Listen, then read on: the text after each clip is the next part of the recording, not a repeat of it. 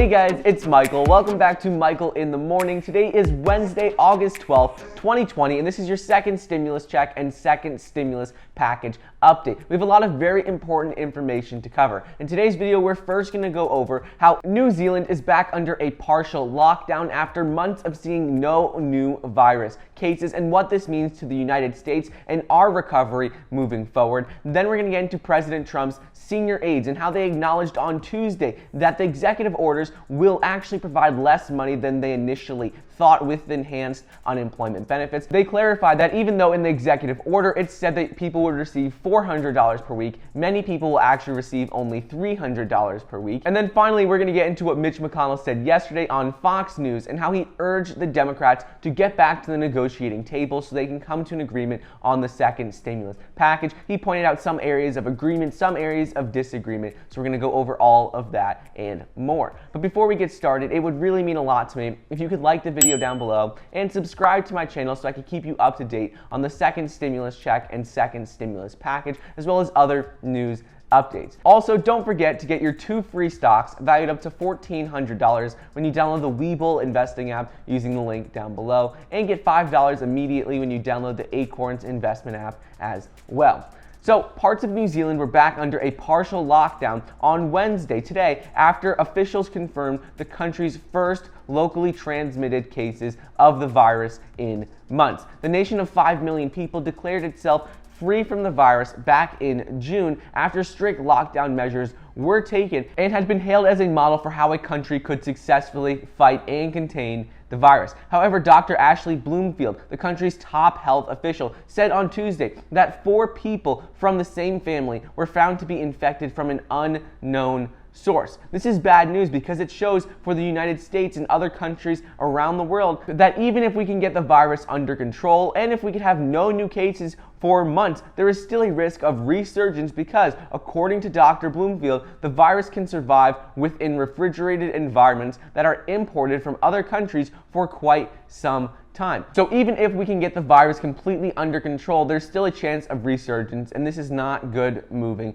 forward, so I'll keep you updated on what happens here. Next up, President Trump's senior aides acknowledged on Tuesday that they are providing less financial assistance for unemployed people than the president initially advertised in his executive orders when he passed them on Saturday. On Saturday, Trump approved an executive action that claimed it would provide an additional $400 per week in expanded unemployment benefits for Americans who had lost their jobs during the pandemic. Under the executive order, it required that states paid $100 and that the federal government would spend $300. In this executive order, it said that people would only receive this money if the states paid that $100 per person. However, after hearing a number of reports from the Labor Department yesterday, which I addressed, now the White House and the White House administration came out and they clarified that states would no longer be required to pay this additional $100. The Trump administration and White House officials came out yesterday and they did state that states no longer have to pay this $100 in order for people to receive the unemployment benefits. However, this means that many people will actually only be receiving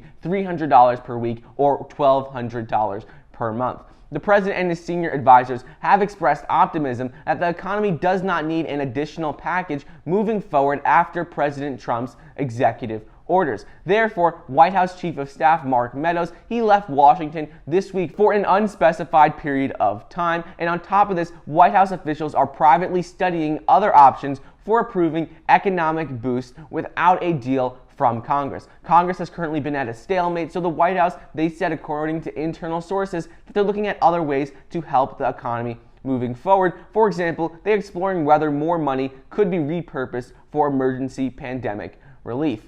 Next up is White House and Democratic negotiators made little to no progress toward ending the stalemate in talks for a relief package yesterday other than pointing fingers and blaming each other. This prompted Senate Majority Leader Mitch McConnell to urge the two sides to come back to the table in Washington and hammer out a next relief bill. Senate Majority Leader Mitch McConnell told Fox News yesterday evening that the American people are sick of the stalemate that's going on in Congress right now. He goes on to say that the stalemate needs to be ended. It doesn't make any difference who says let's get back together again and start negotiating, but we ought to get back together and finish the next deal. He said, I think it's time for everybody to get back to the table and get a deal done. He said, we don't have time to just keep pushing the deal back, and we need to get something done right now. Trump's executive actions only do so much, and we need to get direct stimulus payments to the American people. Also, later in the day, Mitch McConnell goes on to lay the blame on the Democratic negotiators for not coming to an agreement on the second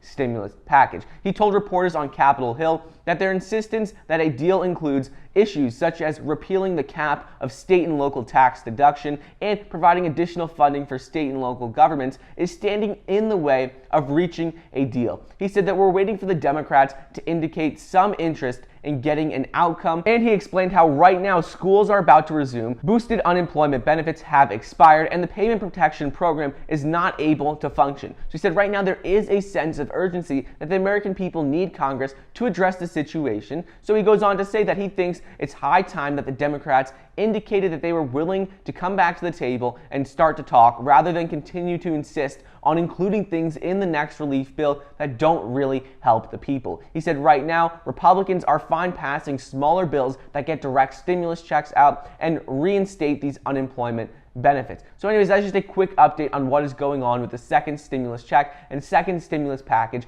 as of Wednesday, August 12th, 2020. I hope you guys enjoyed today's video. Don't forget to get your 2 free stocks valued up to $1,400 when you download the Webull investing app using the link down below, and get $5 immediately when you download the Acorns investment app as well. Thank you so much for watching. Please be sure to like the video down below, leave a comment, and subscribe, and I'll see you guys next time.